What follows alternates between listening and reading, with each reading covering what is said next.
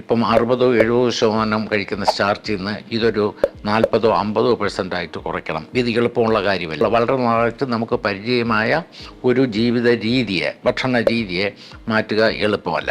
നമ്മൾ പുറം രാജ്യങ്ങളുമായോ അല്ലെങ്കിൽ വികസിത രാജ്യങ്ങളുമായിട്ട് കമ്പയർ ചെയ്ത് നോക്കിക്കഴിഞ്ഞാൽ നമ്മുടെ ആഹാരത്തിൻ്റെ പ്രത്യേകത എന്ന് വെച്ചാൽ നമുക്ക് ഒരു 65-70% നമ്മൾ സ്റ്റാർച്ചാണ് കഴിക്കുന്നത്, കാർബോഹൈഡ്രേറ്റ്സ് ആണ് കഴിക്കുന്നത്, അല്ലെങ്കിൽ അരി, ഗോതമ്പ് തുടങ്ങിയ സാധനങ്ങളാണ് കഴിക്കുന്നത്. ഇത്രയും അധികം ഡയബറ്റിസ് നമ്മുടെ നാട്ടിലുണ്ടാവാനും അതിൻ്റെ കോംപ്ലിക്കേഷനുകൾ കൂടുതലായിട്ടുണ്ടാവാനും മറ്റ് രാജ്യങ്ങളെ അപേക്ഷിച്ച് ഒരു പ്രധാന കാരണം നമ്മുടെ ആഹാരത്തിലുള്ള ഈ കാർബോഹൈഡ്രേറ്റിൻ്റെ, സ്റ്റാർച്ചിൻ്റെ ഉയർന്ന പെർസെൻറ്റേജാണ്.